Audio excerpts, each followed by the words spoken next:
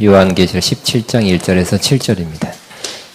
시작. 또 일곱 대접을 가진 일곱 천사 중 하나가 와서 내게 말하리되 이리로 올라오라. 많은 물 위에 앉은 큰 음녀가 받을 심판을 내게 보이리라.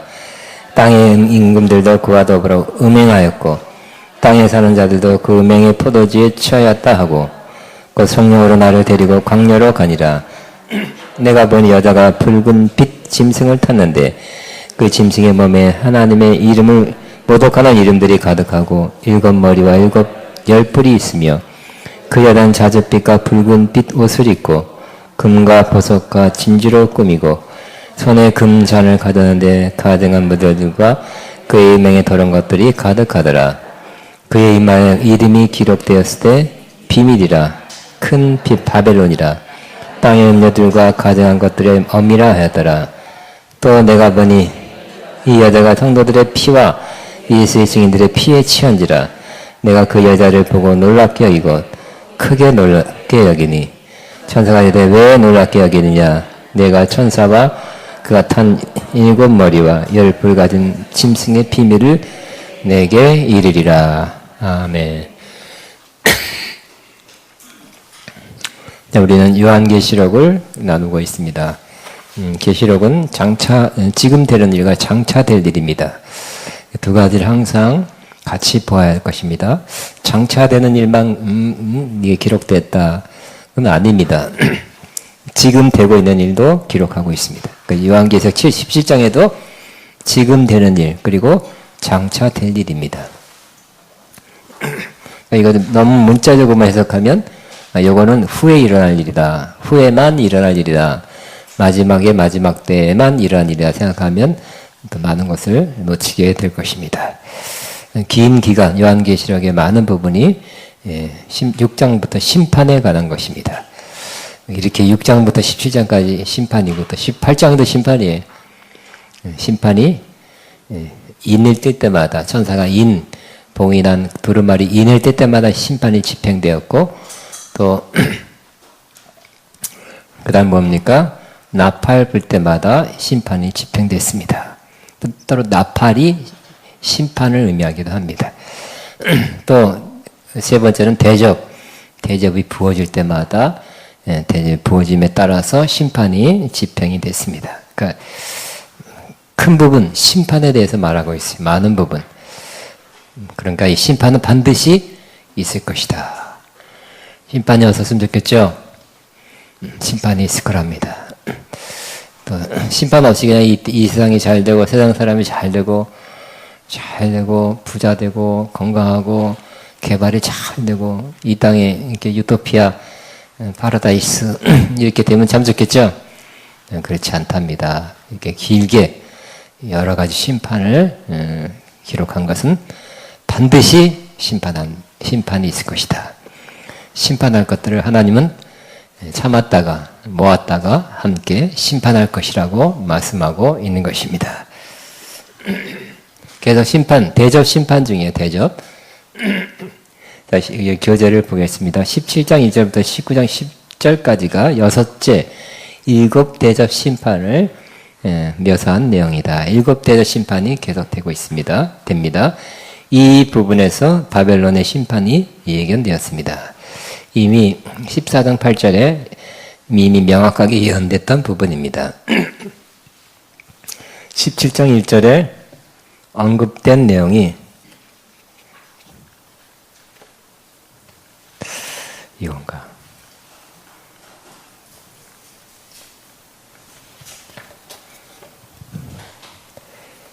제가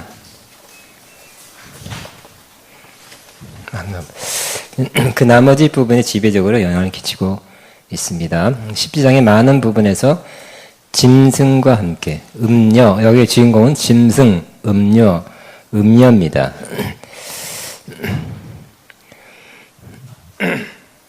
근데 이 음녀는 짐승과 연관을 생각하지 않으면 이해되지 않습니다. 17장은 바벨론의 멸망이 어디까지 이르는가에 대한 소설입니다. 17장이 종교적인 측면을 주로 언급한다면 18장은 경제적인 측면에 연관하여 언급되고 있게 보입니다.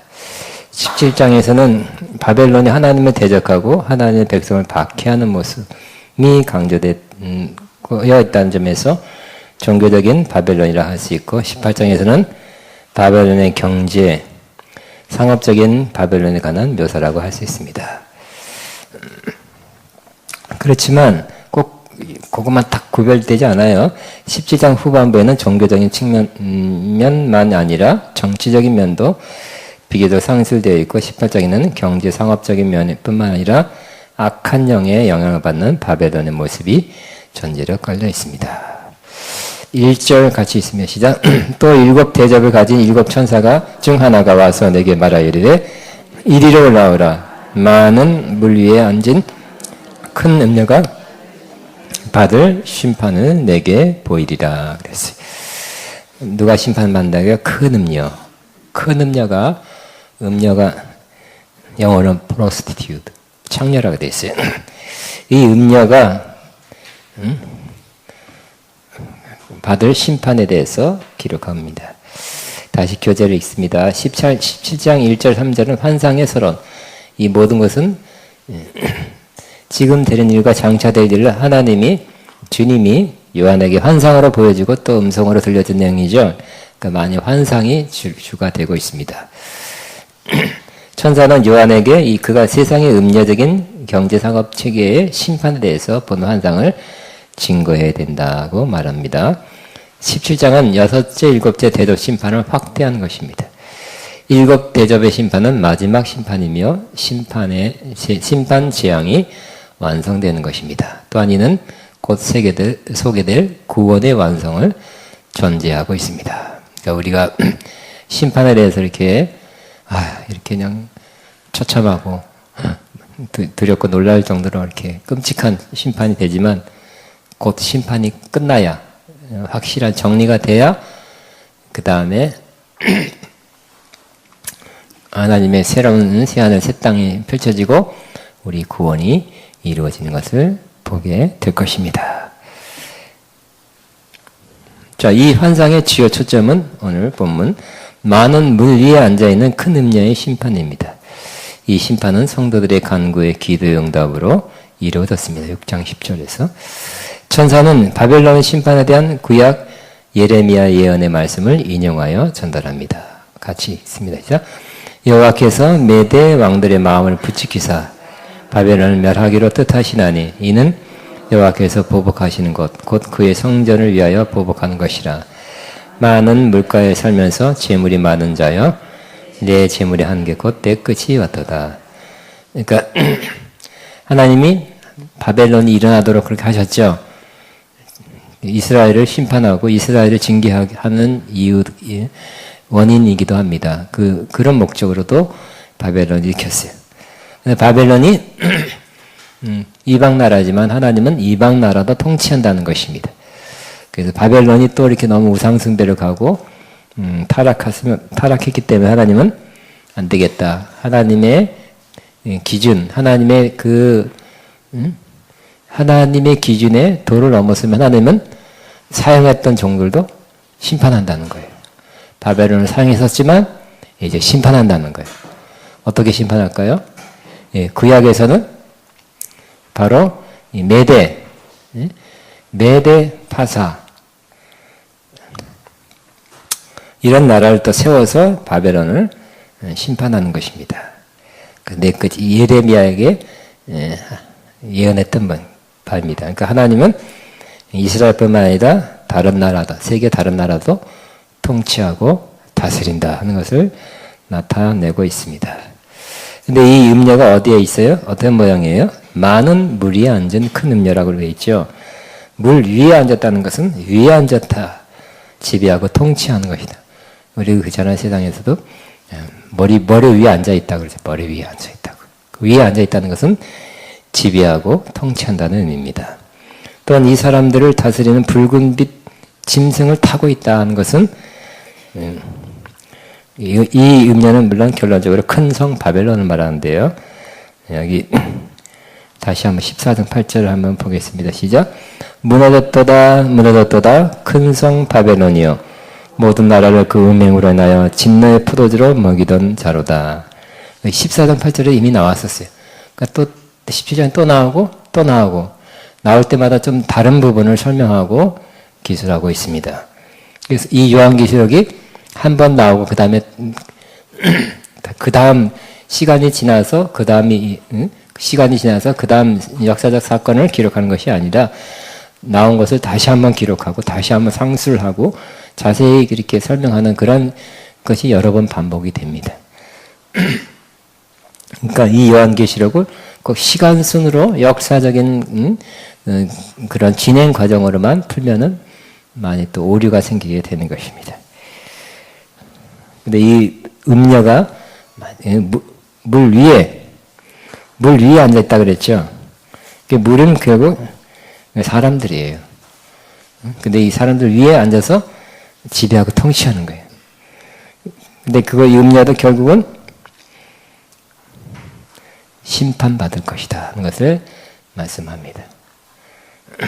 자, 2절 시작. 땅의 모든 임금들도 그와 더불어 음행하였고 땅에 사는 자들도 그 음행의 포도주에 취하였다 하고 그랬어요. 그러므로 땅의 임금들 왕들이 이 음녀와 더불어 음행했다. 또 땅에 사는 자는 그 포도주를 마셨다. 그러면 이것은 뭘까요? 실제적인 음행일까요? 육체적인 음행일까요? 모든 왕들이 이 음녀하고 실제적인 음란한 관계를 육체적으로 맺었을까요? 그건 아니겠죠. 그럴 수가 없죠. 왕들이 아무리 매력적인 여자라 할지라도 남들이 봐는 이목이기 때문에 안 했을 거예요. 그러니까 이것은 이 음녀도 상징적 표현이에요. 그리고 음행을 했다는 것도 실제적인 관계를 했다고 보기 불가능하죠. 이것도 상징적 표현입니다. 어떤 분은 그들하고 어떤 목사님 어떤 좋은 주석이 있는데 요한계시록 해서 상징이란 말 하니까 딱 고개를 싹 돌려보더라고. 문자적으로 해석해야 된다는 게 그거 아니에요. 그죠? 문자적인 면도 있어요. 그렇지만 많은 부분이 상징으로 되어 있어요. 실제적으로 음행했다는 할 수가 있어요? 없죠. 왕들이 다 이 여자가 음행해요? 누구예요? 이 여자 일이 뭐예요? 이런 여자가 있을 수가 없는 거예요. 그러니까 이것은 상징적 표현입니다. 자, 그러면 이 음녀는 뭘까요? 이 음녀가 음행했고 또 사람들이 이 음행에 포도주에 취했다는 표현은 뭘까요?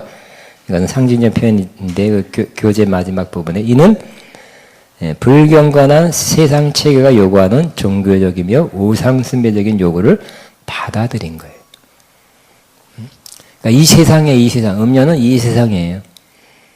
이 세상이 그냥 세상이 아니라 아름다운 세상, 이 경치를 말 때 이 세상은 이 세상이 아름다운 세상 이게 아니라 하나님이 세상을 이처럼 사랑하다. 이것도 세상 사람이죠. 근데 여기서 말하는 세상이란 것은 어떤 세상의 악한 시스템, 돌아가는 세상 말세다는 그런 의미에서의 세상입니다. 이 세상이 뭘 하게 해요? 영적으로 음행하게 한다는 거예요. 음행은 구체적으로 밝혀보면, 분석해보면 이 음행이 뭐라고요? 바로 종교적이며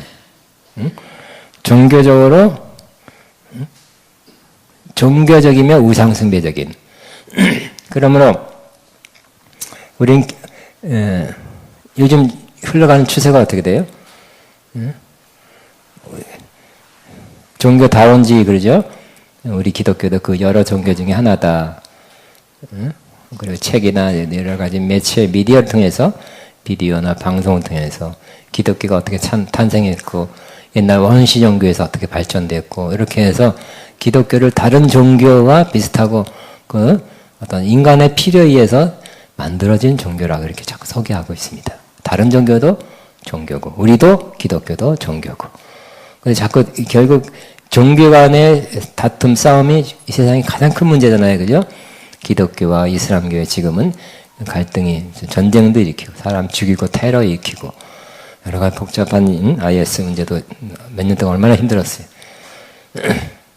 그렇기 때문에 앞으로 종교적으로 종교 통합이라든지 또 다른 종교를 우리만 구원이 있고 다른 종교에는 구원이 없다고 그렇게 설교하면 성경대로 아마 제재를 가할 수 있는 법이 통과될 수도 있어요. 그러니까 지금 그러니까 음행이란 것은 자세한 불경건한 세상 체계가 요구하는 종교적이고 우상숭배적인 요구. 그 우상숭배는 진짜 우상에 절하는 건 아니라 자꾸 뭔가의 쾌락적인 것에 빠지도록 하는 것이 우상숭배죠. 요즘 신약의 우상숭배는 탐심이 곧 우상숭배니라 골로새 3장 5장처럼. 그러니까 이렇게 자꾸 몰아간다는 거예요. 그렇게 이 세상이 그렇게 요구하는 거예요. 자, 다시 교재. 이 바벨론과 연합하면 물질적인 안전을 보장해 준다. 그랬죠. 13장 16절 17절에 보면 하나님 그 앞에는 7장에는 하나님은 하나님의 백성에게 하나님의 인을 친다 그랬죠. 이마에. 그렇지만 이 세상에서 이 짐승은 그를 따르는 자들에게 이마와 오른손에 인을 친다 그랬어요. 짐승의 인을 치. 그 인은 진짜 인이 아니라 도장이 아니라 어떤 확고한 그런 사상 체계일 수 있고 어떤 영일 수도 있어요. 바코드 뭐죠 요즘 베리칩 정도가 아니라 그 이상의 그런 것을 따르도록 하는 신념이 있어요. 그래서 그거 지지하고 동의해서 그 체제에 따르는 것입니다. 그래야 경제 활동하는 거예요. 그러면 이 세상이 어떤 쉬운 말로 어떤 방향으로 가고 있습니까? 경제 활동을 잘하고 경제 활동의 안전함 또 넉넉함을 경제가 굉장히 문제가 되잖아요, 그죠? 지금도 여러분 미국이 중국 25% 관세를 매기니까 중국은 40% 때린다. 40% 25% 내면 그 수출을 못 하는 거예요. 또 중국이 반도체 마이크론 그런 회사에서 수입 금지. 다음에 또 뭐가 나올지도 몰라요. 지금 수십 년 전부터 경제 전쟁이죠. 옛날부터 수십 년부터 무슨 말 돌았습니까? 우리 일상생활에서는 와 먹고 살기 힘들다. 여러분 돈 버는 사람이라면 남편이나 여러분 돈 버는 사람은 야 먹고 살기 힘들다는 말을 하는 사람은 아니죠. 뭐 다는 아니겠지만 일부 그럴 것입니다. 또 잘 버는 사람도 정당하게 버는 사람도 있지만 정당하지 않게 부당이익을 취한다든지 예를 들어서 이런 게 많잖아요. 공의롭지 않게 정의롭지 않게 돈 버는 것도 옛날에 많이 정부가 나와서 규제를 하고 있지만 내가 돈이 조금 있어요. 근데 좀 잘 사귀고 돈을 좀 뇌물을 좀 주면 공무원이 어디에 개발할 것이다. 그러면 어떻게 될까요? 미리 사놔요. 그러면 3년 있다, 2, 3년 있다 개발되면 그게 5배 뛰면 되게 우리나라가 부자들이 부동산원에서 부자된 사람이 많지 않습니까? 우리 아는 사람도 마찬가지. 정말 어려웠는데 누가 저 뒷집 빌라를 사라 그랬을 때 어렵게 빚내서 한테 그게 개발이 되면서 팡 뛰어가지고 지금까지 부자예요. 그러니까 우리나라가 이때까지 그랬다는 거예요. 그 재벌도 예를 들어서 몇십만 평 공장을 짓습니다. 큰 회사들 그러면 정부하고 이렇게 해서 허가를 해주면 10배, 20배, 50배 뛰는 거예요. 그러면 자산이 얼마나 커지겠어요. 몇십만 평이 10배 뛰고 50배 뛰어보세요. 그 산이 개발될 수 있도록 허락해줍니다. 그러니까 정경유착이라는 게 있죠. 그러니까 이런 모든 것들이 이 정치와 경제가 결탁이 되어 있는 거고요. 세상 사람들이 어디에 주목하고 있어요? 경제, 먹고 사는 거. 최근에 깜짝 놀랐어요. 어저께 자세히는 안 읽었지만 우리나라의 결혼 대행업체인가 제일 큰 대행 같아요. 근데 수천 명을 조사했더니 자기한테 고객들 남자들 고객 결혼할 영역이 뭐 36세인가 5세인가 6. 여자가 33세가 이 더 높아졌어 옛날에보다. 왜 그럴까요? 그러니까 경제 문제, 그러니까 어느 정도 기반을 잡아놓고 결혼하겠다는 의식.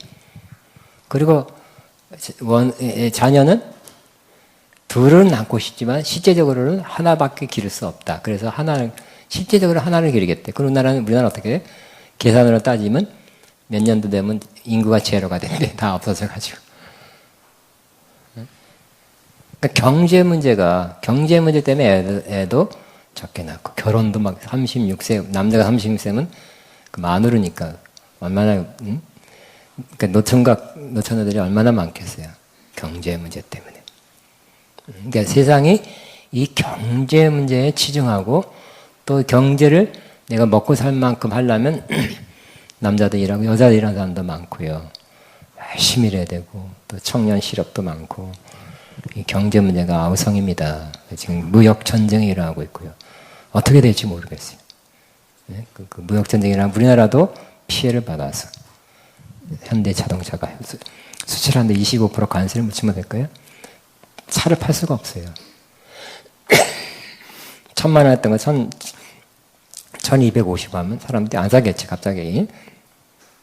3,000만 원짜리 하면 750만 원 오는데 350만 원 올라서 누가 살까요? 혼다, 토요타 이런 걸 사지. 우리나라도 잘못하면 그 불똥이 튀면 또 부도가 나고, 그러한 아슬아슬한 것이 지금 진행되고 있는 것입니다. 그러나 이 경제 문제를 좀 어떤 시스템으로 안정화되고 먹고 살게 하는 것이 또 하기 위해서 뭔가를 만들고 협약을 하고 어떤 체제 안에 무역 체계 안에 세계적인 어떤 체제 안에 있고 이런 쪽으로 또 가죠. 근데 이 경제 그거에 또 소속하지 않으면 안 되는 그러한 거. 그러니까 세상의 환상으로 보면 없는데 또 말로 표현하면 이 세상 체계가 경제에 대한 어떤 보장과 안전을 준다 하면서 결국 영적으로 보면 인이에요. 이마와 오른손에. 그런 어떤 뭔가를 가입하게 하고 그 체제를 인정하게 하고 동의하게 만들어서 끌고 가는 거예요. 그리고 자꾸 쾌락적인 것을 자꾸 부추겨서 이 세상에 이 세상의 엔터테인먼트 뭐죠? 연예 사업이 얼마나 큽니까? 그 연예 사업 가수들 걸그룹 남자 무슨 그룹 얼마나 젊은이들에게 영향을 끼치는지 절대적입니다. 그러니까 세상이 그렇게 또 스포츠나 이런 산업이 얼마나 또 성과 관계된 산업이 얼마나 많은지 모르겠어요. 그러니까 이 마지막 시대에 점점점 결국은 경제적인 문제, 또 우상숭배, 우상숭배는 진짜 우상이 아니라 탐심, 뭐에 팍 빠지게 만드는, 쾌락적인 것에 빠지게 만드는 이 시스템으로 가게 하는데 그 주동자가 누구예요? 누가 이렇게 컨트롤해요? 이 음녀가 그렇게 하고 있다는 거예요. 음녀가 배후에서 세상을 그렇게 주도하고 이끌어 가고 있다는 거예요. 그러니까 세상이 어떻게 돼요? 알고 보면 세상은 요지경 되고 있고요. 이상하게 돌아가고 있고요. 하나님에 대해서 또 하나님의 그 진리, 말씀에 대해서 반대면으로 가게 하는 거예요. 그리고 이상하게. 그러니까 세상에 열심히 하다 보면 그 세상이 이렇게 막 빠르게 각박하게 경제체제로 들어가고 쾌락적인 체제로 들어가면 결국 하나님부터 사람들이 멀어져 가는 거예요. 그러니까 세상에 열심히 하다 보면, 일 열심히 하다 보면 신앙과 멀어지는 거예요. 점점. 그러니까 여러분이 비즈니스 하는 사람들 열심히, 그 생존 경쟁이잖아요. 그죠? 살아있으려고 하면서 그 치열한 비즈니스를 한다든지, 또 큰 회사도 마찬가지. 제 아는 분도, 가까운 분도, 밑에 있을 때, 큰 대기업에 밑에 있을 때는 교회 나왔는데, 어느 정도 레벨이 올라가니까 골프 접대한다고 주일날. 그러더니 교회 안 나오기 시작하는 거예요. 이런 체제로 몰아가는, 그 통치하는, 다스리는 이 음료에 대해서 하나님이 참고 기다리다가 마지막 때 심판을 내린다는 거예요. 심판하셔야 되겠죠. 많은 사람을 그렇게 잘못된 길로 인도했기 때문에, 멸망으로 인도했기 때문에 심판한다고 말씀하는 것입니다. 자, 교재를 다시 보겠습니다. 자, 두 번째 페이지.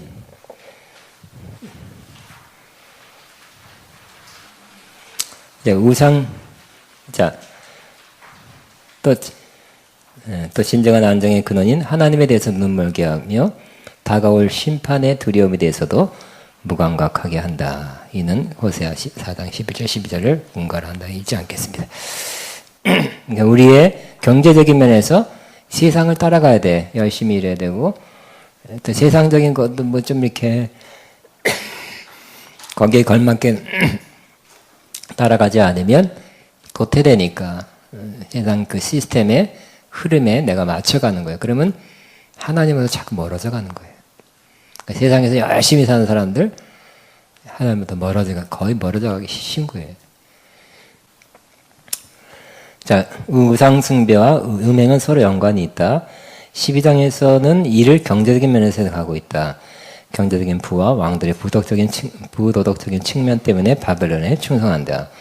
그러므로 바벨론은 세상 나라들과 그 연관된 권세들과 연합한 경제적, 종교적, 지배적 체제이다. 바벨론이 그러니까 세상 나라들, 바벨론은 뭐라고요? 다시 세상 나라들, 또 세상 나라들이 있으면 그 연관된 권세들이 있죠. 세상 나라들이면 대통령이 있고 뭐 국회의원들이 있고 권세자들이 있어요. 그러니까 연합한 경제적, 종교적 지배 체제, 이게 바벨론이라는 거예요. 이는 여러 시대에 여러 모양 나타났었다. 고대에서는 음료, 창녀는 돈을 받고 몸과 성적 서비스를 제공하여 바벨론의 경제적인 것을 증진시킨 것이었다. 그 당시에는 진짜 정부에서 고용한 신전에 그런 사람들이 많이 있어요. 여자들이 많이 있어요. 그 수입을 또 취했어요.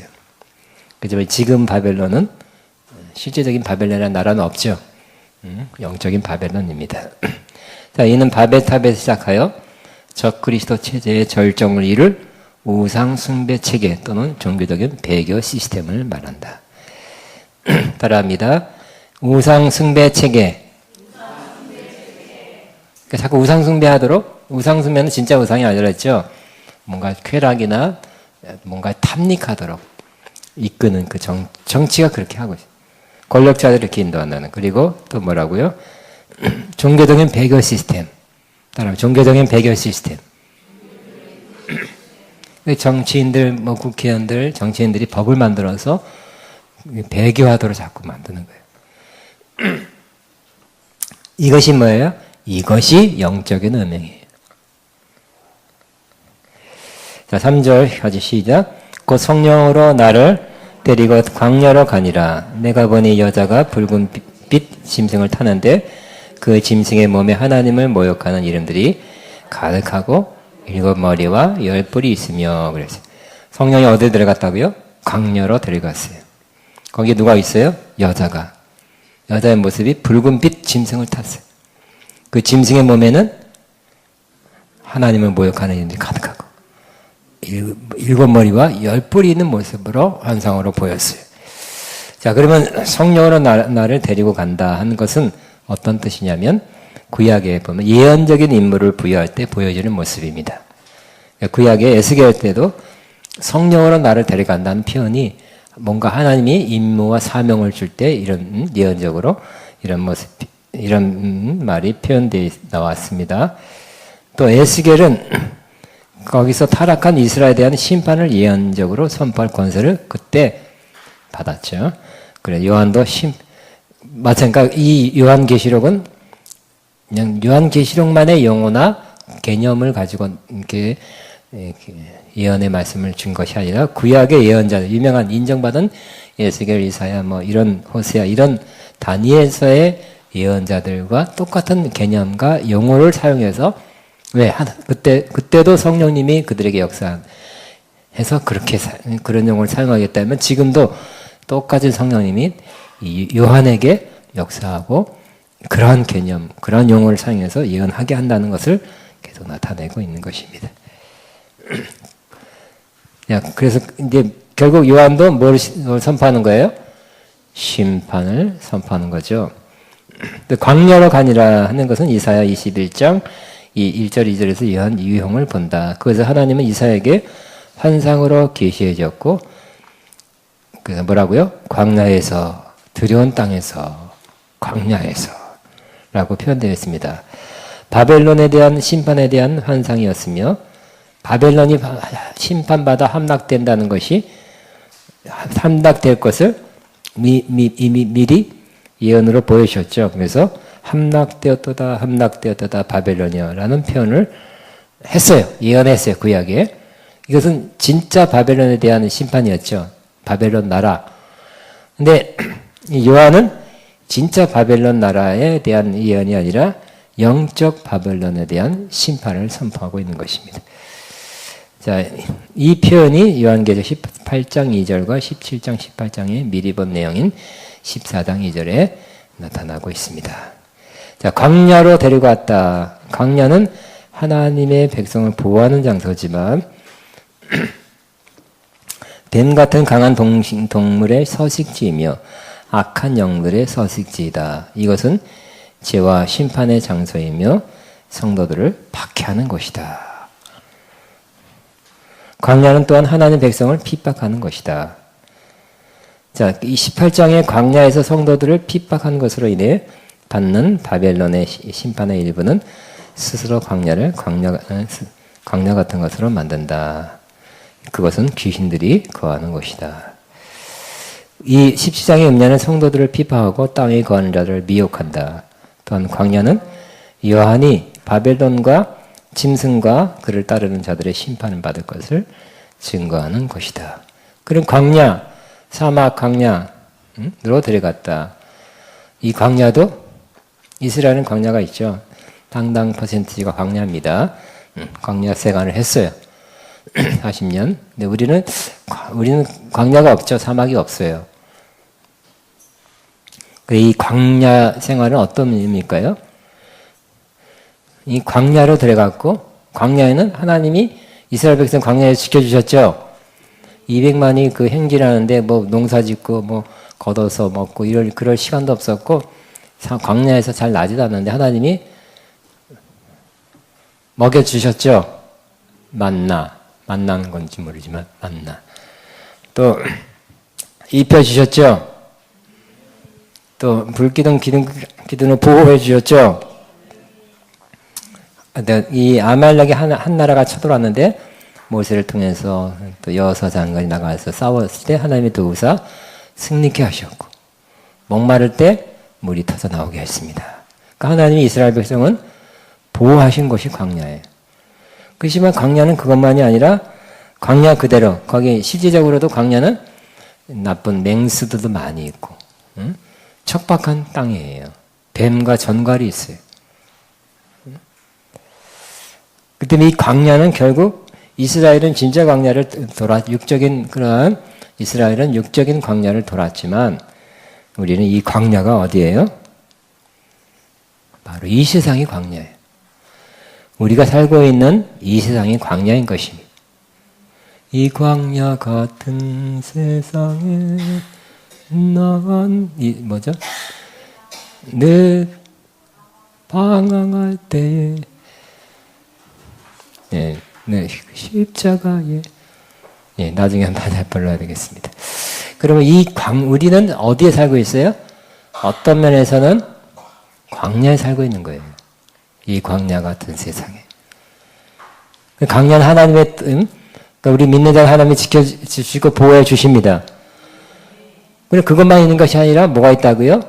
뱀과 전갈이 있었듯이 악한 영의 공격과 박해 핍박이 있는 것이에요. 그래야 광야는 반드시 통과해야 되는 것이. 이상의 좋은 일만 있으면 어떻게? 하나님의 도우심과 먹이심, 채우심, 비심만 있으면 얼마나 좋을까요?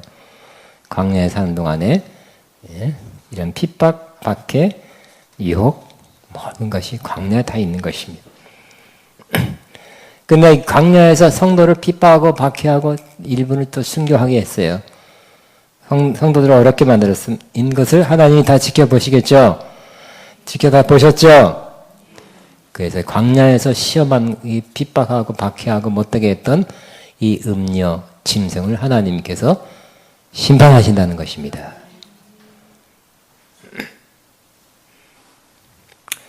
자, 교재 이 음녀의 모습은 13장 1절에 묘사된 것을 다시 묘사한 것입니다. 이는 다니엘서 7장 3절, 7절, 20절, 24절에 근거하고 있습니다. 자, 짐승의 붉은 빛깔은 12장 3절에 붉은 용과 연관되어 있습니다. 자, 그러면 이 용이, 짐승이 붉은 빛이다. 이 13장에 우리 짐승에 대해서 봤습니다. 땅에서 올라온 짐승, 바다에서 올라온 짐승. 이 붉은 빛은 과거에 붉은 빛은 왕이 입는 의복을 나타냅니다. 또 이는 12장 13절에 핍박하는 성격을 묘사하고 17장 3장에는 3절에서는 성도의 붉은 피를 흘리게 하는 모습. 이 붉은 빛은 왕이 입는 옷이니까 권세자다 하는 걸 알 수 있고요. 여기서도 붉은 빛은 성도들의 피를 흘리게 한다는 면에서 붉은 빛 옷을 입었다고 표현하고 있는 것입니다. 다시 교재를 있습니다. 음녀의 모습 일곱 머리와 뿔을 가진 용은 악한 왕국에 의해 주어진 충만한 권세를 가지고 하나님의 백성을 속이고 핍박하는 모습으로 묘사되고 있습니다. 이는 다니엘서 7장 7절에 열 뿔을 가진 열방들과 동일될 수 있습니다. 그러니까 이런 모습들은 다니엘서, 예언서인 다니엘서에 이미 예언됐던 부분과 일맥상통합니다. 자, 근데 거기에 또 뭐가 들어있다고요? 하나님의 이름을 모독하는 이름들이 13장 1절에 언급되었듯이 자신이 전 우주를 주관한다고 하는 거짓 주장을 언급합니다. 그러니까 하나님의 이름을 모독한다는 거 제일 중요한 게, 예를 들어서 쉬운 게 뭘까요? 생각나는 게 뭘까요? 하나님의 이름을 모독한다. 하나님이 천지를 창조했다고 우리 성경 말씀에도 이 세상은 수소가 폭발해서 빅뱅에 의해서 세상이 만들어졌다. 과학은 또 하나님의 창조를 부인하죠. 그런 식으로 하나님이 우주를 통치하고 섭리하다고 우리 믿고 있죠. 그렇지 않다는 거예요. 그러니까 그런 아주 기본적이고 중요한 것들에 대해서 하나님의 그 속성, 하나님이 하고 계신 일을 부인하는 거예요. 무슨 하나님은 어디 계시냐? 그런 거라든지, 또 더 구체적인 게 많겠죠. 하나님을 부인하는 과학적, 정치적, 문화적 그런 표현이 가득한 거예요. 그러니까 세상에 지금 전반적인 세상은 뭘까요? 짐승을 탔다는 것은 짐승과 연관이 있다는 것을 나타냅니다. 그 음녀와 짐승이 한 통속이에요. 이 음녀는 불경건한 이 세상, 사회적으로, 문화적으로, 경제적으로 그리스도인들을 핍박하는 이 세상이다. 이들이 세상에서 불경건한 다스를 속이는 데 연합하고 있다. 속여요. 4절 보게 시작. 그 여자는 자줏빛과 붉은빛 옷을 입고 금과 보석과 진주로 꾸미고 손에 금잔을 가졌는데 가증한 물건과 그의 음행에 더러운 것들이 가득하더라. 네, 4절에 보니까 시작. 그 여자는 자줏빛과 붉은빛 옷을 입고 금과 보석과 진주, 이건데요. 손에 금잔. 굉장히 멋지게 화려하게 보이는 거예요. 귀부인. 근데 가만히 보니까 가증한 물건과 그 음행에 더러운 것이 가득하더라 했어요. 자, 음녀를 묘사하는 거 보면 그리스도인들을 핍박하는 나들의 세상 경제적인 연합을 확실하게 한다. 그러니까 세상과 경제적인 연합을 하는 거예요. 이 여자가 자줏빛과 붉은 옷을 입고 금과 보석과 진주로 꾸미고 손에 금잔을 가졌는데 이 모습 쫙 보면 귀부인 아닌 왕족이죠. 여자. 에? 자, 이 여자의 옷은 18장 6절에 나오는데 큰 성 혹은 바벨론이라고 그랬어요. 이 음녀의 복장은 18장 12절에 기록된 무역의 산물이에요. 그러니까 상업을 통해서 돈 번 거예요. 그러므로 이 여인은 잘 나가는 무역 체계와 동일시된다. 근데 이 여자는 결국 이 세상 무역을 통해서 돈을 많이, 부를 많이 취득하게 돼요. 취득하게 되었어요.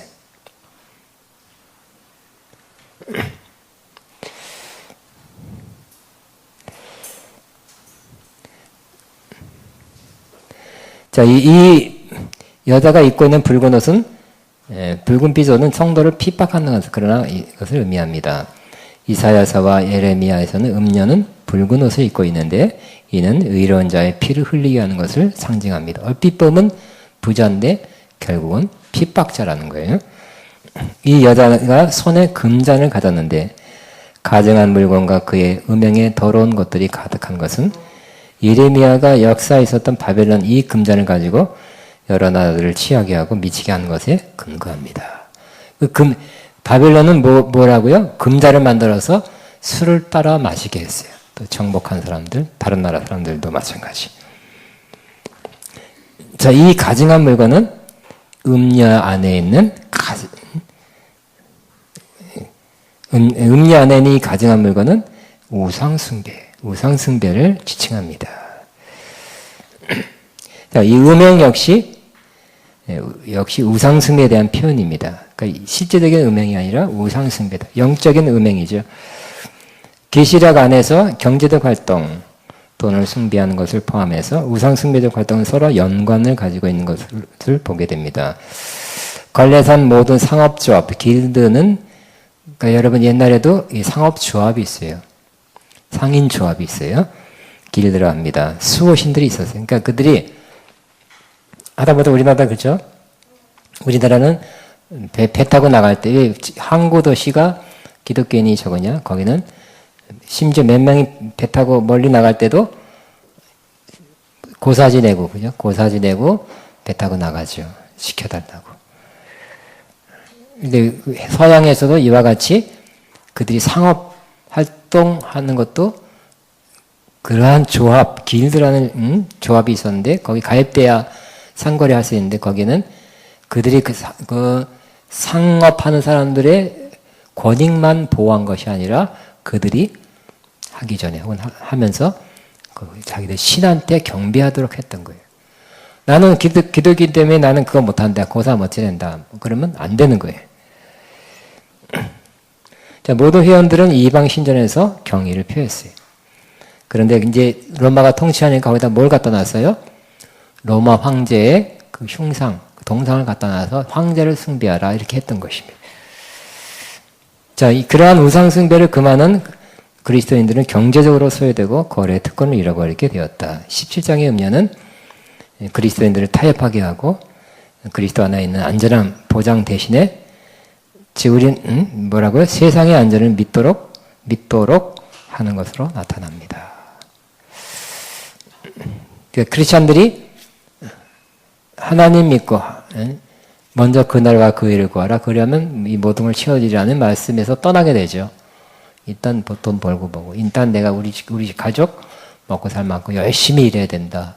또 세상적인 것을 어느 정도 따라가야 된다 하면서 자꾸 성경과 하나님으로부터 멀어져 가게 만드는 이 음녀의 세력의 역사를 보게 되는 것입니다.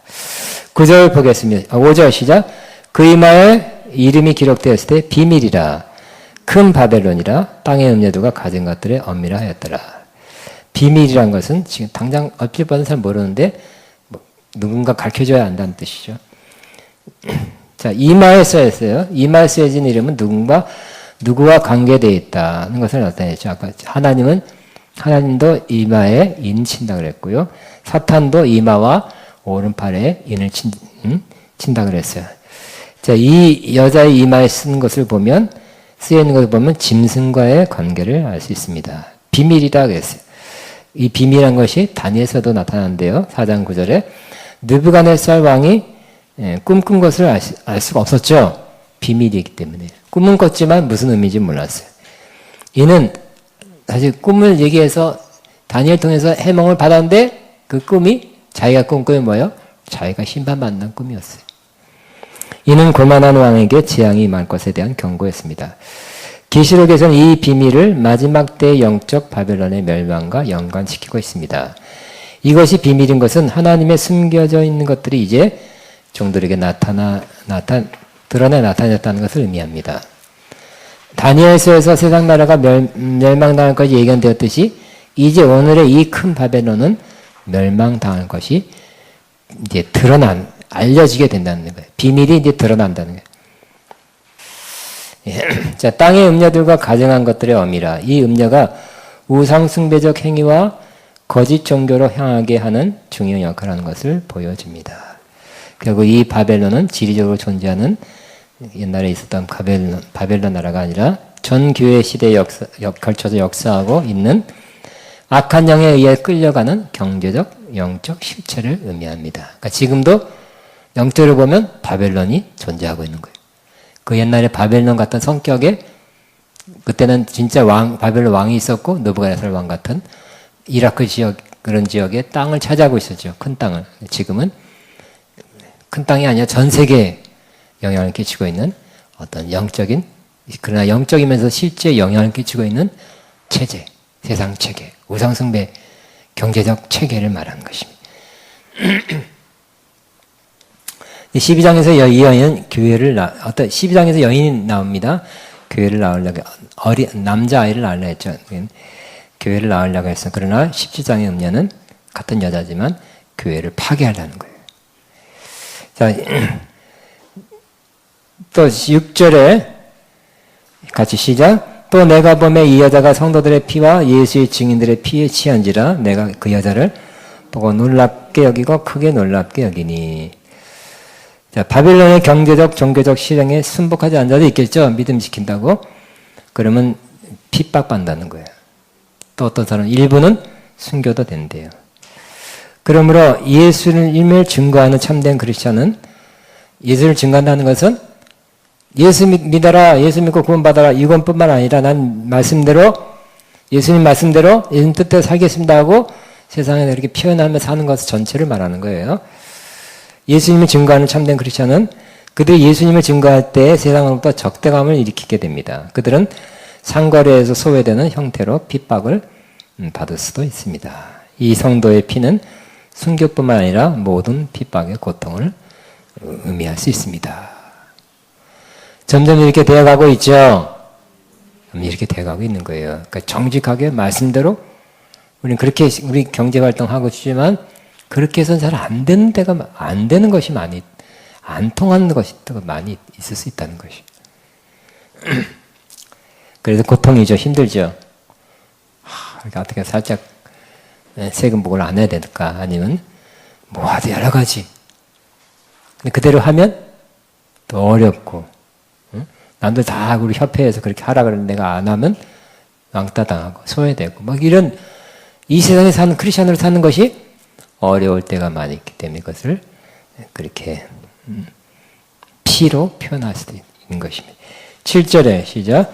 천사가 이르되 왜 놀랍게 여기냐 내가 여자와 그가 탄 7머리와 10뿔 가진 짐승의 비밀을 내게 이르리라.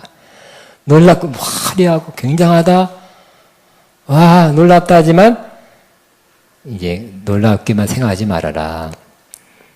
비밀을 내가 이 17머리 10뿔 가진 짐승의 비밀 내가 가르쳐주면 놀랍게만 생각하지 않게 될 거라. 이제 앞으로 비밀을 가르쳐준다는 거예요. 중간 요한이 놀란 것은 바벨론의 모습이 종교적으로 신실한 모습으로 위장되었기 때문일 수 있다. 이 음녀도 모든 종류의 보석과 진주와 금으로 장식된 옷을 입고 있었고 화려한 옷이 세마포 옷을 입고 18장 16절 세마포 옷을 입고 그러니까 옷 입은 것은 이 음녀는 누구 옷과 비슷해요? 그리스도의 신부 옷과 어떻게 보면 비슷하다는 거예요. 굉장히 좋은 옷을 입고 화려한 게 입고 있었어요.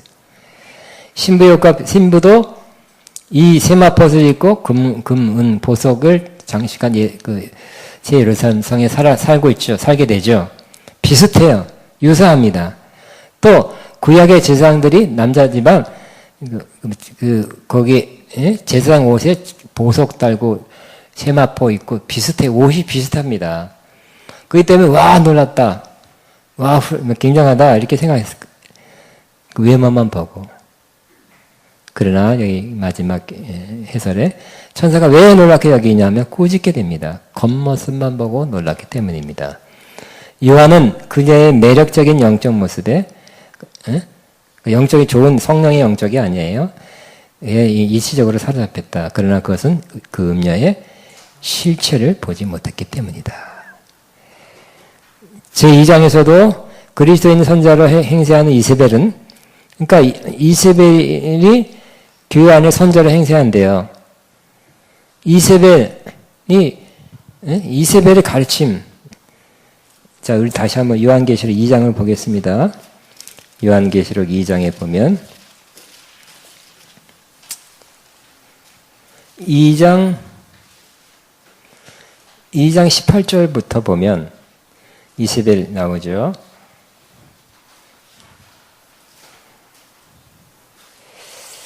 어떤 모습으로? 20절에 보면 그러나 내게 책망할 것이 있노라. 자칭 선지를 하는 여자 이세벨을 내가 용납하니 그가 내 종을 가르쳐 행음하게 하고 우상의 제물을 먹게 한도다. 또 내가 그에게 회개할 길을 주었을 때 자기 음행을 회개하고자 하지 아니한도다. 볼지어 내가 그를 침상에 던질 터이요 또 그와 더불어 간음하는 자들도 만일 그의 행위를 회개하지 아니하면 큰 환난 가운데 던지고 내가 사망으로 그의 자녀를 죽이리니. 그러니까 이세벨이 들어와서 교회에서 진짜 목사 역할을 하고 지도자 역할을 할 것입니다. 근데 이세벨은 가르치는데 뭘 가르쳐요? 그 가르침이 잘못된 가르침이었다는 거예요. 결국 그들의 핵심은 뭐예요? 행음하게 하는 거예요. 괜찮다는 거예요. 그러니까 세상적인 거 취하라는 거예요. 세상의 즐거움, 세상적인 것을 세상 타협하게 하고 취하도록 만드는 거예요. 그러니까 세상적인 그런 세상적으로 쾌락, 성공, 축복 그런 거 많이 하겠죠. 그러니까 들으면 사람들이 잘 된다니까, 부자 된다니까, 형통한다니까 거기 막 따라가는 거예요. 근데 알고 보니까 이것은 뭐라고요? 거기에 대해서 잘 되고 부자가 되고, 응? 어떤 이런 책도 있잖아요. 예수가 국내 광고도 며칠 전에 나왔어요. 기독교인이 되면 반드시 부자가 되라. 맞는 것과 틀린 것까요? 부자 될 수도 있죠. 축복받아 부자하게 될 수도 있죠. 근데 반드시 부자 된다는 보장은 주님이 하셨을까요? 꼭 그건 아닌 것 같아요. 부자 될 수도 있지만 하나님의 뜻이면 하나님의 또 방법 될 수도 있지만 꼭 그렇게 돼야 되는 것은 또 아니라고 생각해요. 그러니까 부자 되고 성공하고 그러니까 사람들 사람이 듣기에 좋은 걸 막 이렇게 하면 어떻게 될까요? 세상에서 원하는 거 똑같은 거예요. 세상에서 부자 되려고 그러고죠. 방석에 돈 막 그려놓고 있어요. 인사가 뭐예요? 인사가 부자 되세요가 인사야. 듣기 좋죠. 되면 좋죠. 하나님이 부자 되기도 하신다니까요. 근데 하나님 크리스찬은 반드시 부자 되어야 되는 것은 아니에요. 크리스찬은 모두가 부자 되시는 것도 아니에요. 하나님의 인도하심이 있을 수 있고요. 하나님 그 사람 그렇게 하신다면 그렇게 하실 거예요. 그건 모르겠어요. 어떻게 되는. 근데 하나님이 보장하는 건 있잖아요. 그죠? 이 모든 필요한 물질, 생활에 필요한 걸 채우리라. 영광과 내 풍성한 데어 채워주리라. 은혜를 넘치게 해서 모든 것에 넉넉하여 모든 착한 일을 넘치게 하리라. 하나님이 보장하는 그런 재정에 관한 축복이 분명히 있어요. 그렇지만 모든 사람이 다 부자가 된다. 이렇게 하면 부자가 된다 한다면 이것도 뭐가 될까요? 세상적으로 세상 쾌락에 취한 세상적인 것과 똑같이 만드는 음행하게 만드는 거예요. 이제 발람은 뭐였어요?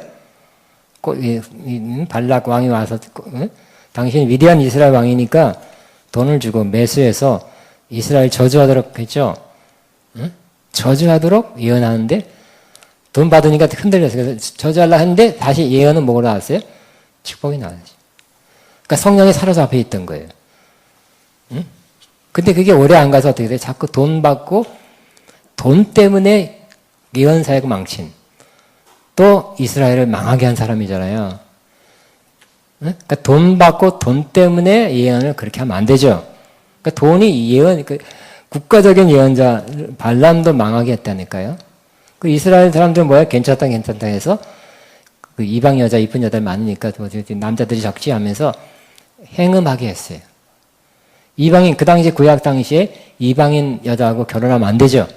구약 당시 율법으로는 그들이 우상 숭배하는 민족이니까. 근데 그렇게 하도록 했어요. 행음하게 한 것입니다. 근데 신약에서는 진짜 음행하라 그러면 그것 말 들을 사람은 없어요. 그죠? 응? 그죠? 무슨 의미에서 행음하게 해요? 세상적인 거, 세상적인 그런 쾌락과 즐거움을 따르도록 괜찮다 하면서 세상과 타협하고 세상적인 즐거움을 즐기도록 부추겨서 그렇게 인도하는 것이 바로 행음하게 하는 것이래.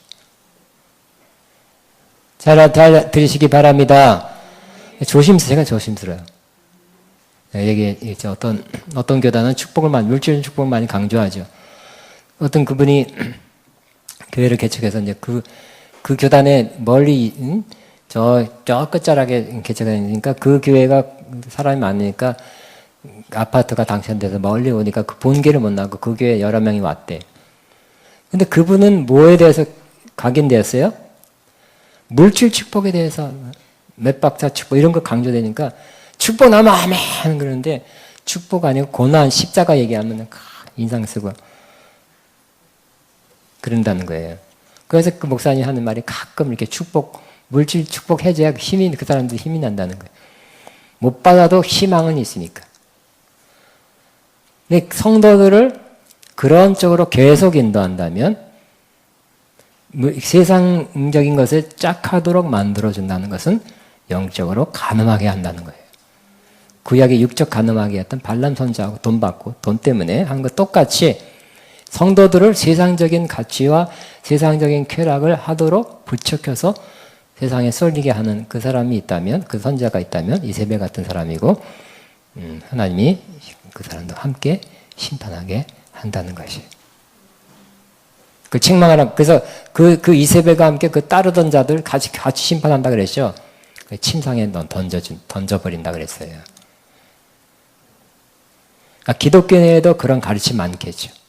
그런 강사들, 그런 책도 꽤 있는 거예요. 들으면 다 좋아. 나도 재정이 필요하고, 나도 축복이 필요하고, 나도 이 세상에서 누리는 것이 필요하고, 그러고 싶어요. 그 많은 사람들이 휙 쏠리고 많이 모여요.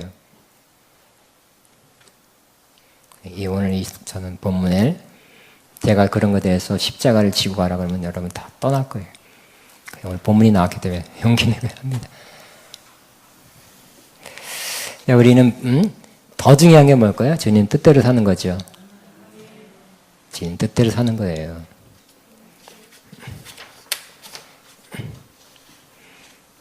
주님 뜻대로 살면 물질 축복 부여도 있을 수도 있고 또 안 하면 또 거기도 그래도 감사하게 돼요. 주님 뜻대로 사는 것 자체에 감사하게 되길 바랍니다.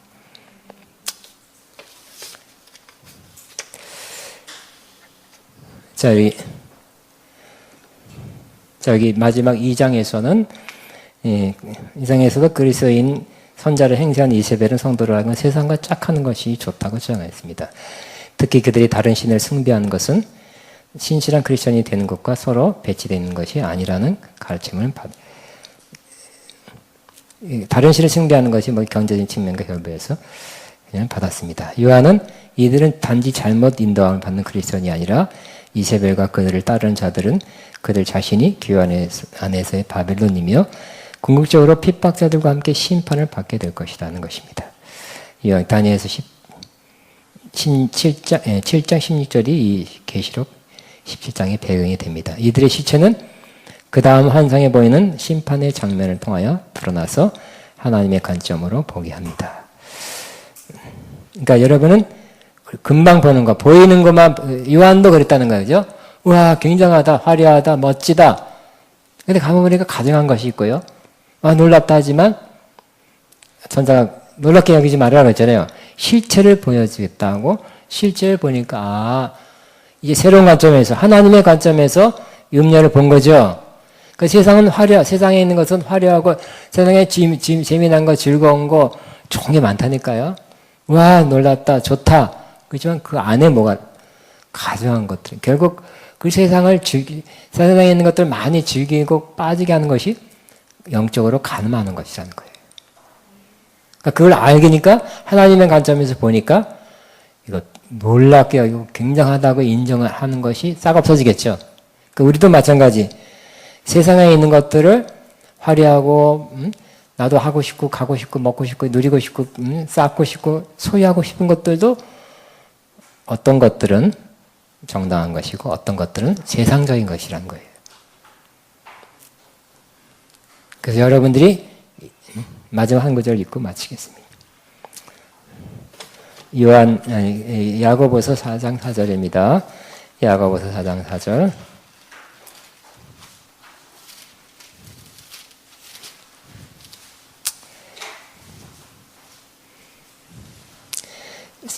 시작.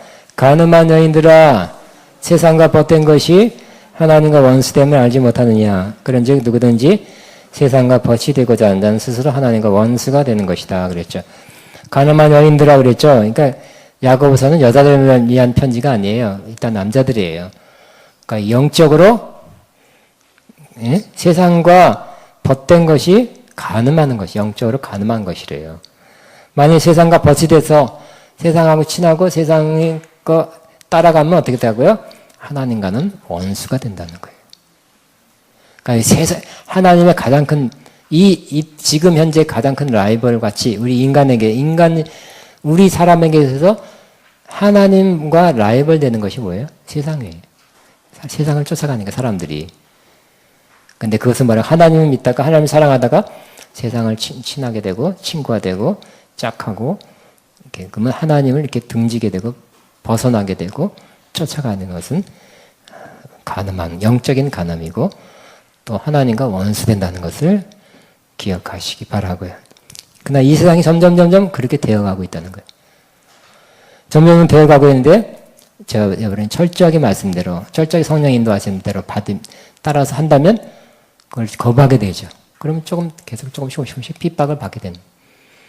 여러분 그것을 힘들어서 그냥 따라갈 것인지 아니면 핍박 받아도 나는 말씀대로 성령 인도하신 대로 살 것인지는 여러분이 결정해야 될 거예요. 여러분 어떤 길 가겠습니까?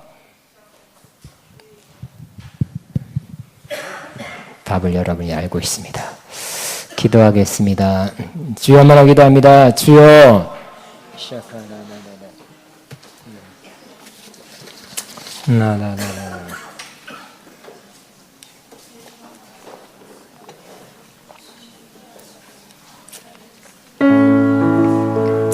주님 감사합니다. 감사합니다. 샤카바바바바바바.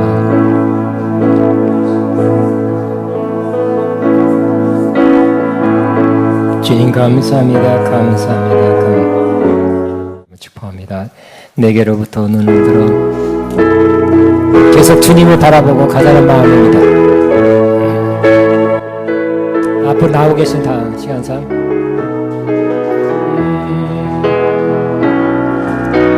내게로부터 눈을 들어 주를 시작할 때 주의 일을 보겠네. 내 작은 마음 돌이켜서 하늘을 꿈꾸게 하네. 주님을 볼 때 모든 시선을 주님께 드리고 살아계신 하나님을 느낄 때 새 삶 주의 역사가 되고 하나님이 일하기 시작하네. 성령이 나를 변화시켜 모든 사라질 때 주의 일을 보겠네. 내 혼란 한가운 주님 마음 알게 되리. 주님을 볼 때 모든 주소 주님께 드리고 전능하신 하나님을 느낄 때 세상 지혜 하나가 되고 하나님이 일하시려까 내게로부터